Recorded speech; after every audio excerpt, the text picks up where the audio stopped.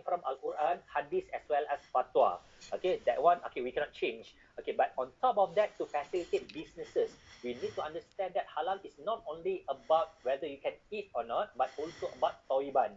So when I talk about toiban is more on the cleanliness, the wholesomeness. And because of that, okay, Malaysian government introduced various different kind of guidelines, okay, rules and regulation to assist the businesses. So among the rules and regulation is, for example, like in Malaysia halal standard that I'm going to show you later. After that, manual procedure for Malaysia halal certification, or also known as the MPPHM, and also few other minor rules and regulation that can be used and followed by the organization as well as the industry. Okay, another important thing is that for halal certification in Malaysia, okay, it is voluntary, meaning that it is not compulsory for you to get the halal certification recognition in Malaysia. But okay, it will be a huge advantage if your product bear the halal logo, because it's not only for the domestic purposes but also for the international purposes, for the international market. So people will look into your product and see the halal logo, and they will understand, okay, so this product have high level of standards as well as quality. Okay, so in Malaysia, we want to know what are the agency or maybe the authority that handle the halal certification management. So at the moment, okay, I think maybe up until forever, I think, okay, the only agency that handle the Malaysia halal certification is JAKIM. Of course, some of you, okay, already know, okay, heard about JAKIM here and there. But what actually is JAKIM? So JAKIM is actually the Department of Islamic Development Malaysia. So beside that, JAKIM is for the central, okay, under the government agency. In Malaysia, we have 14 different kind of states. Okay, 14 different kind of state, and for each of the state, they will have their own state council religious affair as well as state department of religious affair. So the standard is still the same, but for this different kind of state, they will support JAKIM in order for them to implement and also to assist, okay, a few operation, for example, like the external halal audit. So I can say that these authority are the competent authorities who perform evaluation on all products, consumables, food premises, slaughtering house for Muslim under the Akta Perihal Dagangan. Akta Perihal Dagangan is actually the rules that govern the halal certification in Malaysia. Okay, so now, so this is a huge announcement, okay, that was coming from JAKIM on the 28th of September 2020. So I think 2 months ago. So this is a huge announcement because starting from the 1st of January, okay, the majority of the standards as well as the manual for the guidelines for halal will be updated. Okay, so there will be three, okay, major changes, okay, starting from the 1st of January that will impact the manual procedure pensijilan halal Malaysia, or the manual procedure for halal certification. So the second one is on the Malaysia halal management system, and the third one will be on the Malaysia halal standards. So again, I would like to focus more on halal cosmetic and what are those guidelines as well as standards that will impact the halal cosmetic industry. So again, from that updates, okay, so coming from the updates, you need to understand that for Malaysia halal certification scheme, okay, these are among the products as well as the services. So products, okay, meaning that tangible products, something that we can see, we can consume. But when we talk about services, it's more on the services that we use. Okay, so there are, back in 2014, whereby the MPPHM was introduced and also updated. Okay, they start with 7 different kind of products as well as services. So those products, okay, 4 different kind of products, which is food and beverages, cosmetic, pharmaceutical, as well as the consumer goods. Okay, so those are the first 4 products that was introduced back in 2014. On top of that, we have another 3 different kind of services. So the services are food premises. So why I call this food services is that there are restaurants, there are hotel, okay, premises, for example, okay, the food truck, as well as the food delivery. Okay, sorry, not food delivery services. The one is under logistic. So those are the different type of services under the food premises. Okay, the second services are slaughtering house. You need to understand that when I talk about slaughtering house, it is more on services, not really a product. Because for chicken or cows, all those halal animal is already halal. Okay, but the process of transforming those animal in terms of halal products, okay, we need to have halal slaughtering house. Okay, so the logo that comes will be after the halal slaughtering process. Okay, and the third services are the logistics. So there are three main scheme under the logistics, which is the transportation, warehousing, as well as retailing. Okay, so when I talk about transportation, it can also include the food delivery services. Okay, for example, like Uber Eats, or maybe Grab Food, okay, Food Panda, okay, in Malaysia, which is very, very popular. So those are the 7 schemes that have been introduced back in 2014. And in September 2018, okay, JAKIM introduced another additional, okay, halal certification scheme that they call it as OEM, Original Equipment Manufacturing. So this original equipment manufacturing can be applied by company who produce product to their clients. So they have different kind of formulation, and it can also goes to cosmetic. So if you have a factory who produce various different kind of formulation specifically for your cosmetic, you can produce it, give it to your customer, and your customer who are the brand owner can also apply halal, but it will be way much easier. Okay, so this is the additional scheme back in 2018. And starting from the 1st of January, there will be another additional halal certification scheme that is known as medical devices. So medical devices is quite similar to pharmaceutical, but the differences is that pharmaceutical is the product that we can consume, but medical devices is the product that can be applied to our body, something similar like cosmetic. So among the example for the medical devices is like syringe, okay, injections, okay, so after that plasters, okay, after that mouthwash, okay, all those are under the medical devices. But these medical devices can be start to be applied, okay, from the 1st of January 2021. Okay, now we're going to look into, okay, what are those huge changes. So these are the first one. Okay, the manual procedure for Malaysia Halal Certification 2020. So previously, okay, it was introduced back in 2014, and I can say that, okay, of course, it is impossible for me to go in detail, okay, in this area, but later on, okay, I'm going to show you what are the major changes, okay, that affected, okay, within this manual procedure for Malaysia Halal Certification 2020. Okay, so the second one is the Halal Assurance Management System. Okay, so Malaysia Halal Assurance Management System, okay, previous one is back in 2011, but starting from the 1st of January, they will change the name. Okay, but and on top of that, there will be additional requirements that need to be fulfilled under the Malaysia Halal Management System. Okay, so one of the biggest changes is that the requirement for the company to prepare the halal manual. Okay, so halal manual is very important because those are the requirements that they need to prepare before they can apply halal to the JAKIM.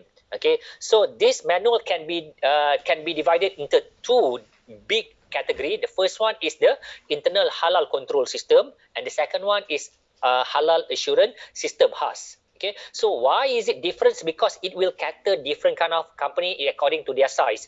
Okay, for micro and also small, okay, you guys need to develop internal halal control system. But for medium as well as big companies, okay, you need to develop the halal assurance system.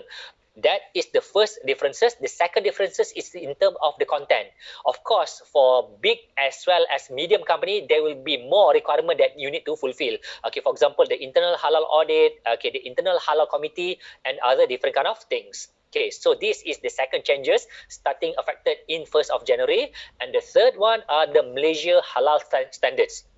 Okay, so I can say that, okay, Malaysia are very good in terms of producing halal standards. Okay, and back in before 2019, okay, we have 13 different kind of standards that cover different kind of Malaysia halal certification scheme. So remember just now, okay, the food and beverages, cosmetic, pharmaceutical, and so on and so forth. But I want to highlight here in terms of what change, okay, the major changes starting from next year. So these are the 7 different kind of standards, okay, Malaysia halal standard that will be effective, okay, that will be introduced, okay. But if you look in terms of number 1 up until number 6, those are the updates. Previously we already have these standards, for example MS 1500 2019. So these are the standard for halal food which undergone the 3rd revision, okay. So this is the most popular one and the most popular one and the most common, okay, in Malaysia.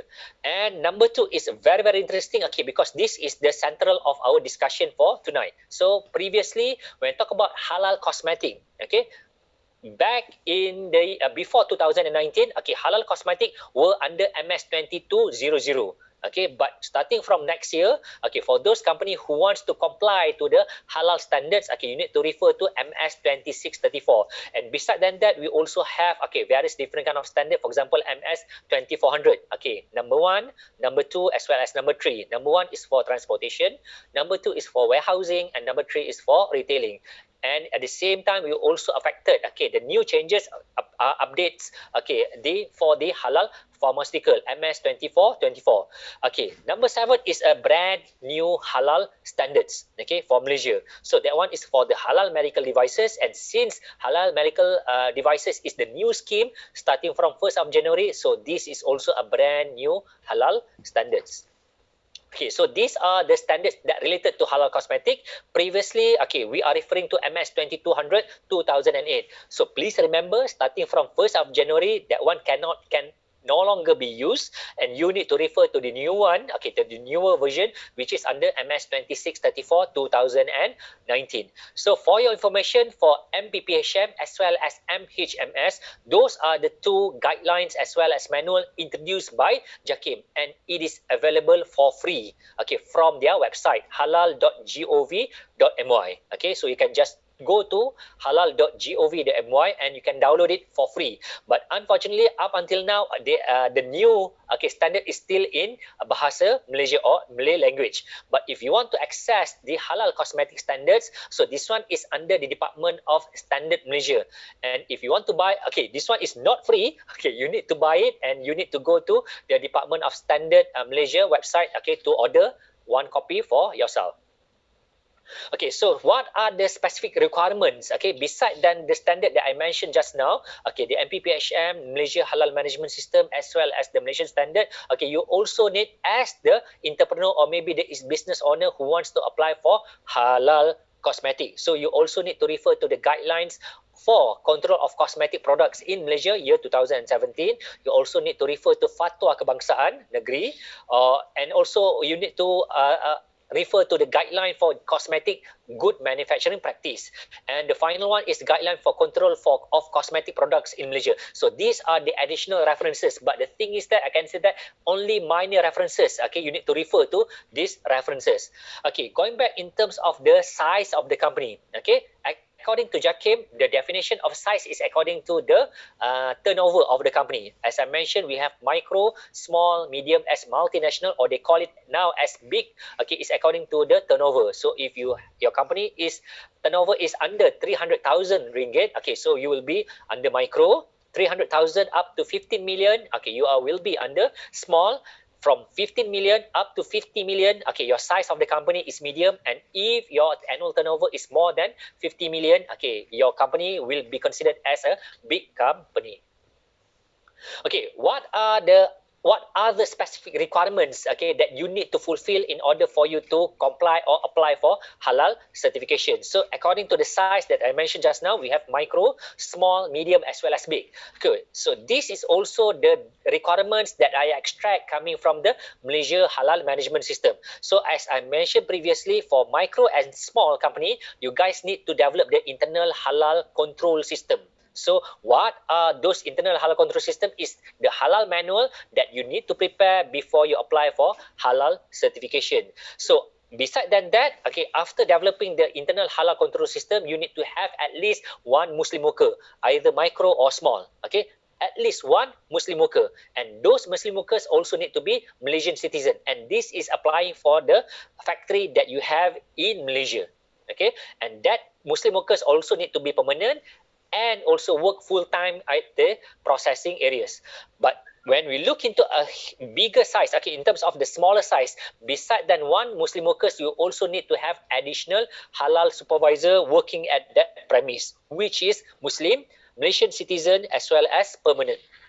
Okay, so these are the requirement for micro as well as small. But when we go into a bigger size, okay, medium as well as big, okay, so for these two size of the company, okay, the requirement is just the same. So the first one is that you need to develop the internal halal committee. So this internal halal committee should consist of 4 different kind of people, okay, within that committee, and only need to be one Muslim. So another 3 not necessarily need to be Muslim. Okay, and this internal halal committee need to develop the halal assurance system. So halal assurance system is something similar like the internal halal control system, okay, for micro as well as small, but you have other different kind of requirements that you need to fulfill within this HAS or halal assurance system. And on top of that, okay, for medium and big need to appoint, okay, halal executive. So halal executive is very, very important because they are the professional that will assist the organization to comply, to assist them, and also to control the halal operation within the organization. So for this halal executive need to be Muslim, okay, and also need to be Malaysian.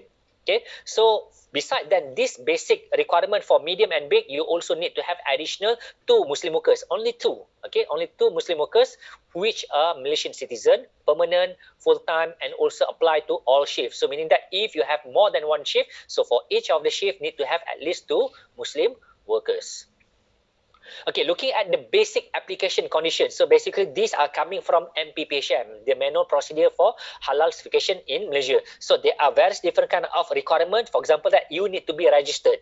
Okay, so in Malaysia, you need to register to be registered with SSM or Cooperative or Commission Malaysia. So that is for Malaysia. And on top of that, you need to have a business license. Okay, so in Malaysia, we have a PBT license. So you need to acquire that. So I can say that if you are operating at your house, okay, which is impossible for you to acquire this business license, so you are not allowed to apply for halal certification. And on top of that, there are also various different kind of license. For example, like the veterinary license, the factory license, the establishment license. So those are, I can say that, the basic requirement in order for you to have your operation for your factory in Malaysia. So on top of that, JAKIM also imposed that you also need to be on full operation for at least 3 months in order for you to apply for new applications. Okay, so on top of that, for relocation application, you need to relocate, and after 1 month, then you can resubmit back your application. And besides that, you also need to make sure that your factory only produce and handle halal product only. Okay, which including the trading. Okay, and all the SPHM or the halal application need to be applied for all types, okay, of products. So meaning that if you have a factory, you need to make sure that you apply for every products that you have in that factory. So what I can say here is that, okay, you cannot have halal product as well as the non-halal product, okay, in the same factory. So again, for the application under the repacking or the repackaging, you also need to produce the halal certificate coming from your supplier. So for example, if you are the brand owner, get your product coming from the OEM, you need to ask the OEM to apply for halal first. Okay, then your product will be easier to apply for halal. Okay, and all the halal statement and also Islamic representation are not allowed within your company. For example, here, if you want to put your product name as halal cosmetic, okay, halal lipsticks, for example, you are not allowed to use that halal name as under your halal product name. Okay, now, so this is quite interesting because, okay, you might want to know, okay, what are the steps, okay, in terms of applying for halal certification in Malaysia. Okay, of course, I would like to say that it will be easy, okay, to apply for halal in Malaysia. But these are the steps that will involve in terms of for a company to apply for halal. It will be divided into 2. But if you look into in terms of all this process, you need to start first with creating the halal policy. After that, internal halal committee. After that, you need to prepare. Okay, you need to train your staff, as well as you need to have halal executive, and this halal executive need to be sent for training. After that, you need to establish the halal assurance system manual, and after that, the internal halal audit. Okay, so you need to perform the internal halal audit. Okay, so what I can say is that, okay, all this process can be divided in terms of 2 different kind of process. So the first section is the pre-applications, okay, before you submit your application to JAKIM. So these are the preparations starting from halal policy up until internal halal audit that will involve within the organization. So JAKIM will not look into in terms of what you do, but this is part of the regulation that you need to fulfill, okay, under the Malaysia Halal Management System. So this is the internal process that the company need to prepare. And after you complete your internal halal audit and you develop the halal assurance manual system, so these are the part whereby, okay, from JAKIM. Okay, so the second part will be the submit the application, but again, you need to make sure that all the documentation is complete. So you submit the application, make the payment, so JAKIM will come and do the external halal audit, and after completing the external halal audit, they will bring the result to the panel meeting. Okay, so there will be two sections, two components, so internal component as well as the external component. So what I can highlight here is that, okay, in order for you to submit, you need to make sure that all the supporting document need to be sent to JAKIM within 5 days after submission of your online applications. Okay, because if JAKIM didn't receive the supporting document within 5 days, okay, your application will be rejected automatically by the system. Okay, and for those company who wants to renew your halal application, you can do it within 6 months before the expiry of your current halal certificate, right? And so these are the procedure for company who wants to apply for halal. Okay, so this is an example of the My E-Halal system. Okay, I just want to highlight that the application, the submit application here, right? All application for halal in Malaysia will be done through online. Okay, so first of all, okay, you need to go to this website, halal.gov.my. After that, you need to register your company first, and within 24 hours, you're going to receive the approved your application to register your company will be approved, and after that, you can start, okay, fill in all the information regarding your products, the ingredients, and other different kind of, okay, requirements. Okay, so the next part that I want to highlight here, which will be a big challenge for the company, is on the halal certification audit process. Okay, so this, if you look back in terms of the process, okay, we're going to have internal halal audit as well as the external halal audit, but the process is still the same. So one of the biggest challenges that I can foresee for starting from next year is that in terms of planning the halal audit.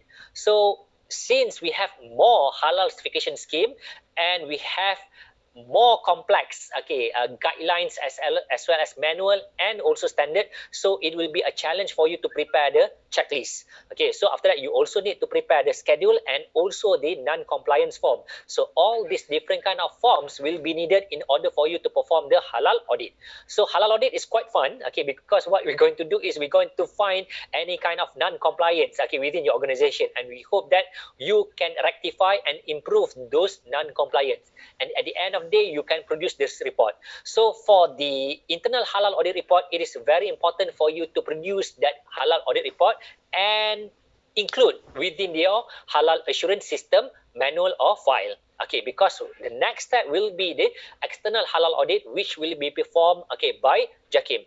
So it is reassuring, okay, because if you already done your internal halal audit report, so at least you can identify any weaknesses area that you have within your organizations. So we will have peace of mind, okay, before JAKIM come and conduct their halal audit. So these are the general requirements that we have in MPPHM 2020. So at the moment, we have 17 different kind of component. Okay, starting from raw materials up to original equipment manufacturing. So the differences between MPPHM 2014 and MPPHM 2020 is on the part whereby, okay, in the pink, okay, color, okay, pink section. So we can see that 17.2, 17.13, 17.14, and 17.16 are the new additional component, okay, on top of the 14 different kind of component within from MPPHM 2014. So those new components are the product, menu, and also services, Malaysia Halal Management System, documentation and also record, as well as the enforcement and also regulation. Of course, I cannot cover the whole thing, but I want to highlight here about the one specific area regarding training. Okay, so previously for MPPHM 2014, okay, there are only two different kind of training. Okay, the first one is halal awareness, and the second one is the halal professional board training. Okay, looking at halal awareness, okay, previously companies who need to conduct the halal awareness every year for their staff. But starting from next year, okay, this halal awareness no longer need to be performed every year, but only once within 3 years. Okay, so I think that will be a good news for most of the organization. So on top of that, you also need to perform the halal professional board programs specifically for halal executive as well as the internal halal auditor. But this training can only be conducted by the certified training provider by JAKIM. Okay, so additional training programs that you need to attend or need to organize is the internal halal competency program. So this is a new one, okay, under MHMS 2020, and this internal halal competency program need to be conducted for the internal halal committee. So as I mentioned before, the internal halal committee consists of 4 people, at least 4 people, and these people, okay, need to attend the internal halal competency program, and this program only need to be conducted or need to be attended once within 3 years only. Okay, so those are the major part within the training programs. Okay, so this is the logo, of course. Okay, we go into the third section to identify, okay, the original or the authentic halal logo. So if you look at this logo, so the logo is still will remain the same, okay, starting from next year. So no changes regarding the halal logo, but you need to understand that beside that this round shape logo, you need to know that, okay, there will be additional 2 components. Okay, the second component is the standard. So if you look here, MS 1500 2019. So if you refer to this, 1500 is referring to the halal food as well as beverages. Okay, so if your product succeed in to get the halal certificate, so your product will bear the MS 2634 2019. Sorry. Okay, so that will be the second component for the logo in your product. And the final component are the reference number. So this reference number will be acquired once you start applying your halal certificate in My eHalal system. Okay, so beside that Malaysia halal logo, okay, JAKIM also recognize, okay, other different kind of halal logo coming from all over the world. So this will facilitate in terms of how you get your halal ingredients. Okay, your ingredients coming from supplier from other different kind of country. So in order for you to refer, okay, which halal certification bodies recognized by JAKIM, you can download, okay, this document, okay, coming from halal.gov.my, and you can refer that. At the moment, JAKIM recognize 84 certification bodies, okay, from 46 different kind of countries. Okay, for your information, there are more than 200 certification bodies from all over the world at the moment. But the thing is that only 84 has been recognized, and in order for you to refer to, you can just download this document and refer to it. Okay, of course, okay, I can't memorize every single certification bodies. Okay, but again, in order for us to facilitate this, okay, you can just refer to this document. Okay, in terms of fees, okay, so this will be the new fees, okay, that will be applied starting from the 1st of January. Okay, previously, fees for JAKIM only for applications. Okay, there are only application fees, but starting from next year, JAKIM will introduce a new fees. They call it as the processing fees. So this processing fees is according to the number of applications that you applied. But don't worry, okay, the fees is not that much, only 200 ringgit per applications. So 200 ringgit equivalent to USD 50 US dollar. So it's not really that much. But again, on top of that, I just want to introduce here, I want to highlight here in terms of the international application. So for the international application, JAKIM will look from 2 different kind of perspective among the Asian country as well as the non-Asian country. For the Asian country, the application per application will be 2,500 ringgit or equivalent to 616 US dollar. For the non-Asian country, okay, the fees for the application per application will be 10,000 ringgit or equivalent to somewhere around 2,500 US dollar. Okay, so these are the fees, okay, starting from 1st of January 2021. So on top of that, there will be just minor additional fees. Okay, for example, if you want to have additional menu, okay, or additional products, so those are the fees. If you want to acquire extra poster, for example, the halal poster for your products, okay, those are the fees. After that, for the consignment notes as well as the reprint certificate, so they also have different kind of fees for that, but this is just a minor fees for those purposes. Okay, now this will be the final section that I'm going to introduce for you. Okay, in terms of the challenges. Okay, based on the things that I already shared to you. Okay, one of the challenges will be the adoption as well as the compliance towards the new regulation. So we have MPPHM, okay, we have the Malaysia Halal Management System as well as the Malaysian standard. So all these changes, okay, will be affected starting from 1st of January. And I can say that, okay, I hate to say that it will be quite complex, okay, for the organization to comply, because I can say that the changes will affect it somewhere around 30 to 40%, okay, for the organization. So it will affect it to the new application as well as the current organization who already have halal certificate. So you need to adopt as well as to comply to this new regulation. And some of it will influence the training. As I mentioned, there will be new training, okay, the internal halal competency program. And starting from next year, it will be compulsory. Actually, it's already compulsory here in Malaysia. But again, JAKIM will be fully enforced, okay, halal executive for all organizations starting from medium and also big companies. So you need to make sure that your halal executive is being trained by the certified training providers. And after that, of course, when I talk about halal compliance, okay, so halal compliance audit will be another challenge because you need to fulfill the requirements, the new regulations under the MPPHM, MHMS, as well as Malaysian standard.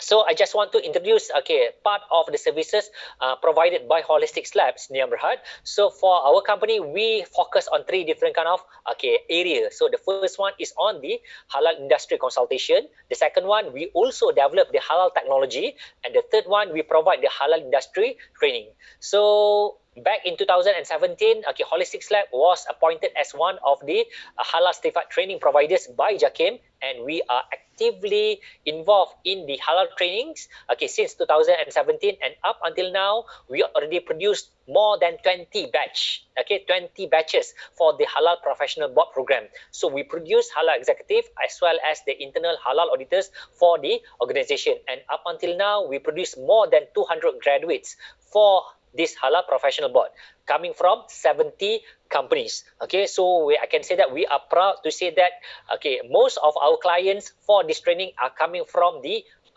organization and also companies. So these are some of our clients who attend our training programs. Okay, and we also do some kind of publication because, okay, if you look here on the right side, okay, we produce, okay, this halal executive programs, okay, halal executive handbook professional, okay, for practice, okay, for our graduates and also our alumni, okay, and at the same time, we've been mentioned within the State of Global Islamic Economy Report, specifically for the halal pharmaceutical and also halal cosmetic. You can just refer to page 194. Okay, so those are the first part. Okay, we conduct the halal industry training. And the second one is that in order for us to facilitate the industry, in order for us to help the company to comply, okay, to the halal standards, we produce various different kind of technology. Okay, the first one, we have Academy. Okay, Academy is the online platform for halal courses. So all our training, okay, will be supported by Academy. And when we talk about pandemic, okay, when I talk about COVID-19, of course, we are unable to conduct the face-to-face halal training. So that's why Academy is very, very important. It will help us as well as it help companies to access our training content. So this training content can be accessed through Academy. You can just go to academy.my, okay, in order for you to register as well as follow our training program. And the second important technology that we develop, okay, we call it as Quick Halal. Okay, Quick Halal is the first cloud-based mobile halal auditing apps. So what Quick Halal do is help you to perform halal audit using your mobile phone or using your mobile devices. Either you are using Android or Apple iOS, you can just download Quick Halal from those platforms, and straight away you can just conduct your halal audit. So remember, when I say about MPPHM, when I say about Malaysian standard, all those components coming from MPPHM as well as Malaysian standard is already there in Quick Halal. So you no longer need to develop your own audit checklist, okay, because in Quick Halal we already have the up-to-date standards. So even before 2021, all those standards is already in Quick Halal. So on top of that, when you conduct the halal audit, okay, you can just use the camera from your mobile devices to capture the photo. So capture the photo and you can annotate this photo as part of the evidence for your internal halal audit report. So the beauty about Quick Halal again is that after completing the internal halal audit, okay, it can instantly, okay, you can instantly and automatically produce the halal audit report by touch of a button. Okay, so that's it. So finish. Okay, so you just planning, conducting the audit report, okay, conducting the audit and producing the audit report within the same amount of time. Okay, and another one is that you can just use Quick Halal even though without any internet connection. So it can be used offline. And at the end, all the internal halal audit report can be stored in the secure cloud storage. Okay, so I can say that one of our valuable clients, okay, for Quick Halal are McDonald's Malaysia. So since 2018, okay, McDonald's Malaysia already used Quick Halal to perform to conduct their internal halal audit in all 300 okay outlets all over Malaysia. So they are quite happy okay to use Quick Halal, and it facilitates a lot okay in terms of their halal operation within their organizations. Okay, I think that's it from me. Okay, do we still have time, Hedi? Yeah. Thank you, Mr. Iskander, for your presentation. And here we've got some questions. So let's see the first one. Is halal certification from India recognized in Malaysia? Okay, yes, I think yes, but we need to refer back, okay, because in India, I'm sure that there are more than one certification bodies. So we can just check, okay, in that document produced by JAKIM. By the way, that document has been updated. The latest one is from the 1st of December 2020. So you just need to refer to that document, right, and check which certification bodies been recognized by JAKIM.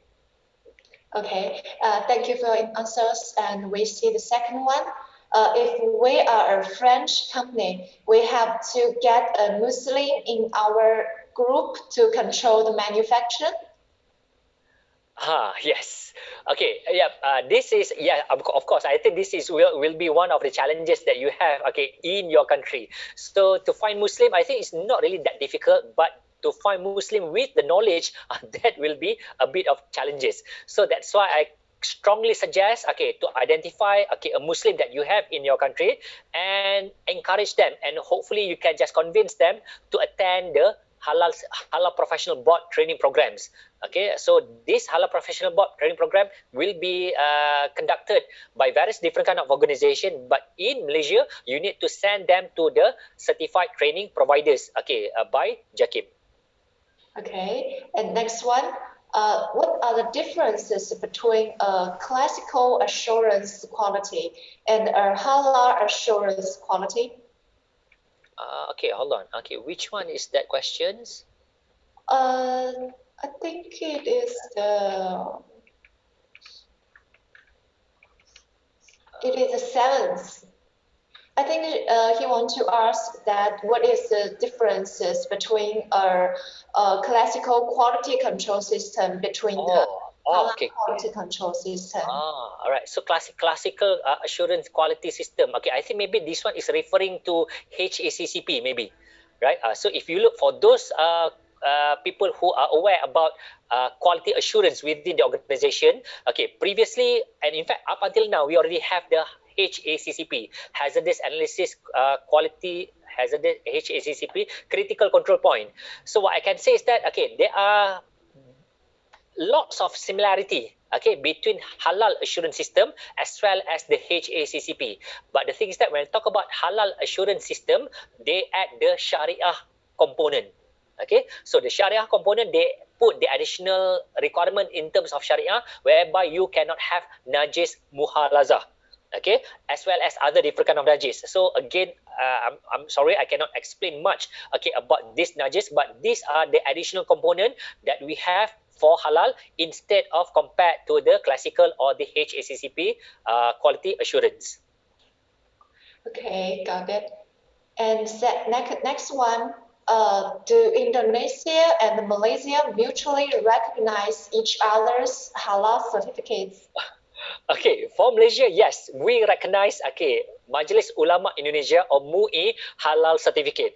Alright, for the time being, I cannot really comment in terms of whether Indonesia recognize or not, okay, Malaysia halal certificate, because as I know, up until now, MUI or Majlis Ulama Indonesia only recognize their own, okay, halal certificate. But I'm assume that they will have some kind of changes, okay, in the near future. But also, I cannot speculate on that. Okay, well, I can say that Malaysia recognize Indonesia, but Indonesia doesn't really recognize, okay, Malaysia halal certificate at the moment. Yes, okay. Next one.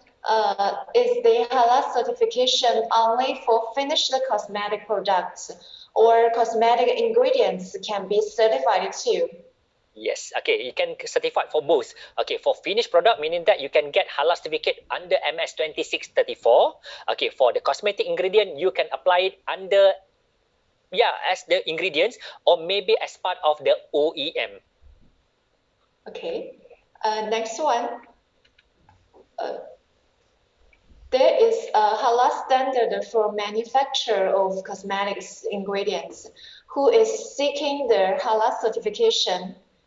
Or this only for cosmetic products? Okay, I think this one maybe there's the same answer like the previous questions.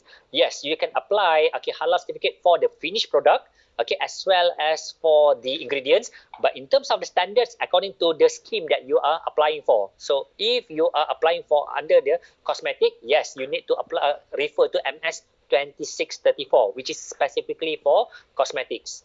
Okay, but for pharmaceutical, they have MS 2424, okay, food MS 1500. So again, all right, to facilitate your understanding as well as your guidelines, so refer to this different kind of scheme, and that's why JAKIM introduced this different kind of scheme. Okay. Next one. If my raw material manufacturer is in China and he got a MUI halal certification in Indonesia, so will JAKIM accept the certificate? I don't think so, because if the factory is in China, they need to apply the halal certificate from the certification bodies in China, recognized by JAKIM.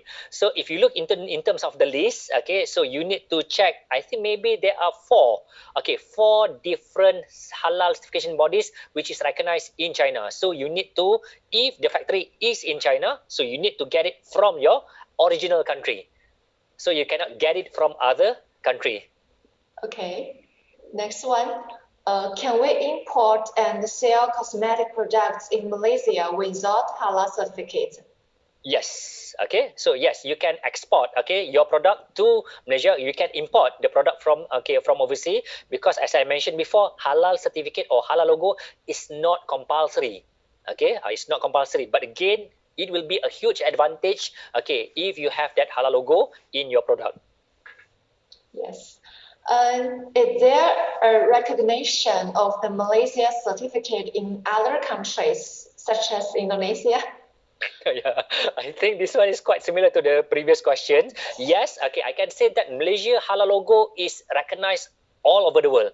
Okay, so if you go to any country in the world, okay, of course I can say that they know about JAKIM. So, but what the meaning of JAKIM, maybe they didn't know, but they know that JAKIM is the agency or the authority that handle halal certification in Malaysia.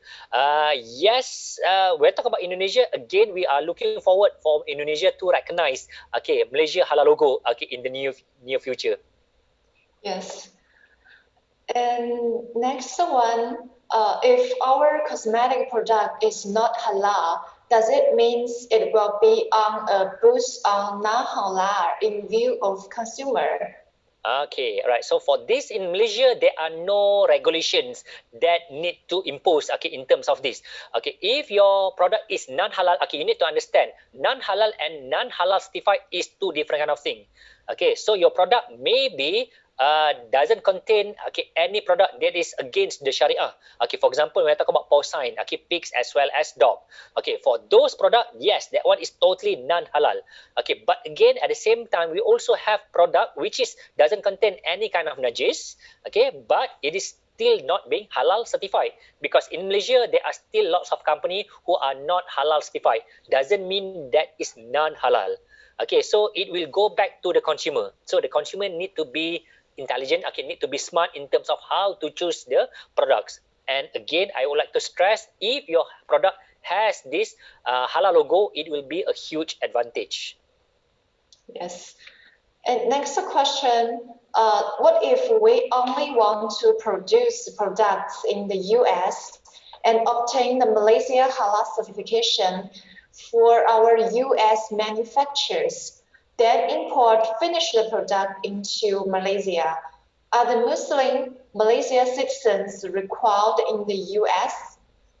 Oh, okay, right. So when I talk about this, when talk about halal certificate, even though if you have halal certificate coming from Malaysia, so it is not really compulsory for you to put that logo in your packaging.